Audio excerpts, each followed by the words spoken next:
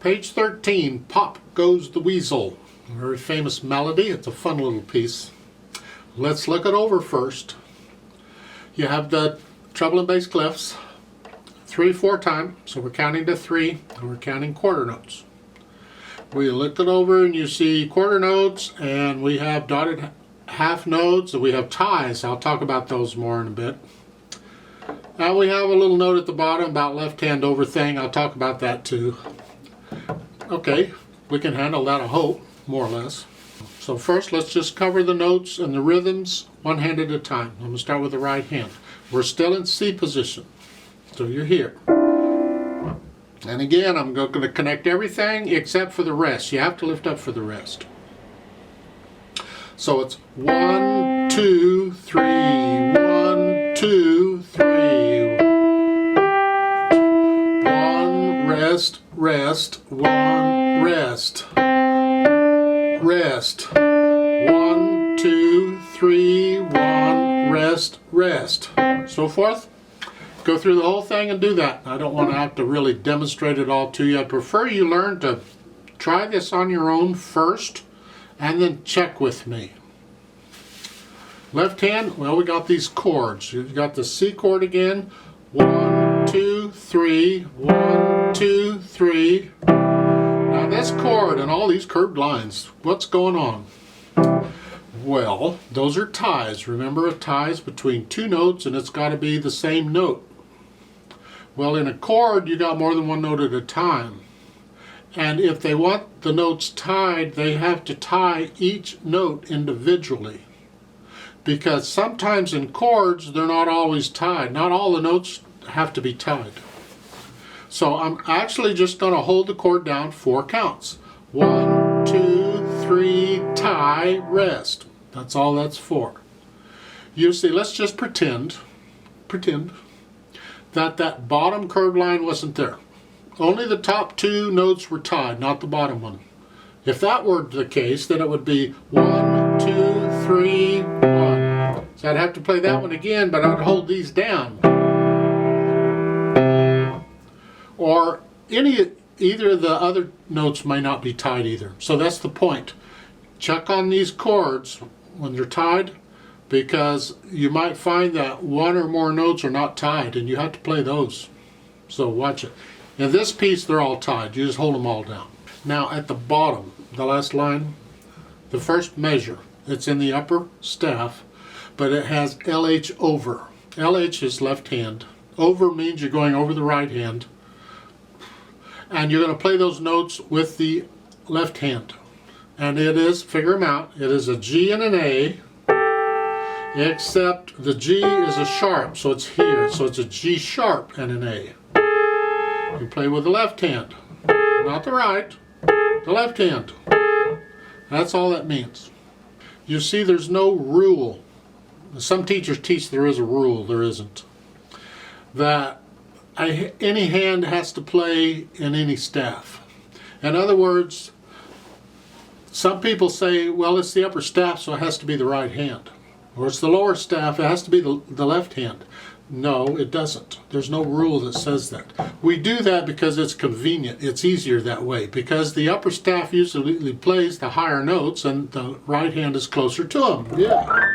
And the lower staff plays the lower notes and the left hand's closer to them, so the left hand plays the stuff in the lower staff. It's just convenient is the only reason we do it. So here, again, it's the upper staff, but the left hand is going to play it. It's okay. If they didn't have the LH over, I'd probably play it with the right hand. But that A is not in a 5-finger position.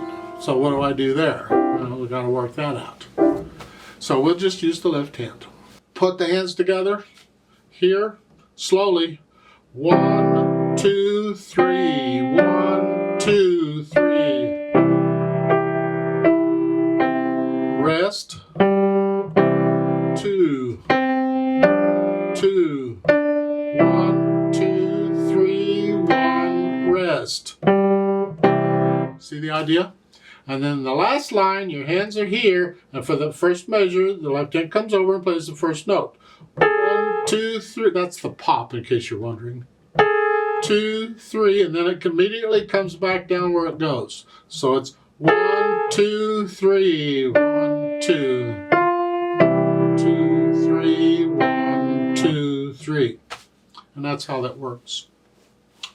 Once you can do the hands together, no hesitations. Get rid of the hesitation. If you're hesitating anywhere, you go over that spot and you get rid of the hesitation. It's got to be a steady beat. And once you can do that, then we add the articulation. That's the staccatos and these phrasing mark. In this piece, those long curved lines are not phrases. They're called slurs. It's another job for the curved line. A slur simply means you connect the notes. That's all. If the curved line were not there, and look at the first line there, in the last couple 3 measures there, this part, it's got that curved line over it, you connect the notes. Well, if the curved line were not there, I'd connect the notes anyway, so it doesn't matter it's there or not, okay.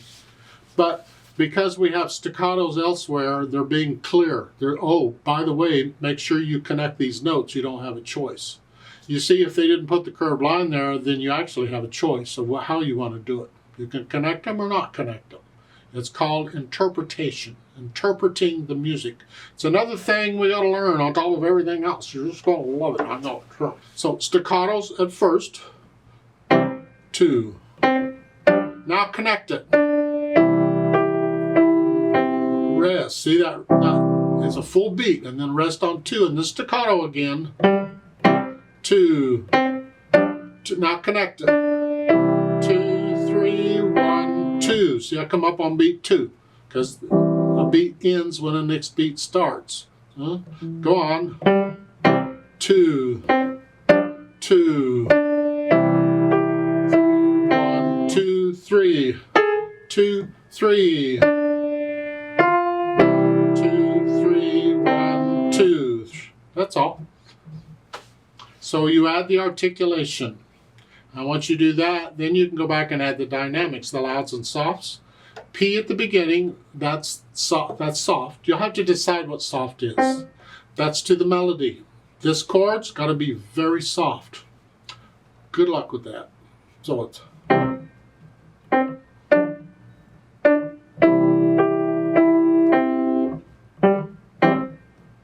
all the way through it soft until you get to the bottom.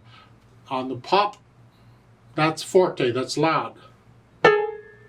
And you end it loud because they didn't give you any other thing, so you stay loud. You stay at the dynamic until they give you something else. So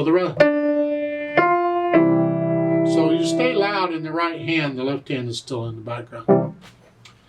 Now there's a trap here, and I'll warn you on this, so I don't want you to get into it. At the beginning it's soft, that's the melody. People will say, well, how soft can I play the accompaniment? And okay, I'll play the melody just a little louder than that. No, please don't do that. That's a trap. I fell into it. Lots of people fall into that trap. Please don't. It takes time to learn to play a piano. It takes time to gain this control, but you need to work at it. So I'm being mean and hard here.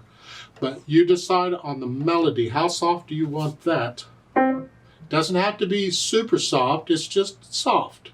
And you practice and find a way to make the accompaniment softer than that. It takes practice. How soft can you make it? Because it's got to be softer than your melody, however that is. So the melody controls everything else. Speed-wise, well, this is a fast piece. I haven't talked about speed in the past too much. You see the lively at the beginning? That's telling you an idea about how fast to go. Sometimes it tells you the mood of the piece, and for the mood, you can decide how fast to go. Lively, it's a fast little piece.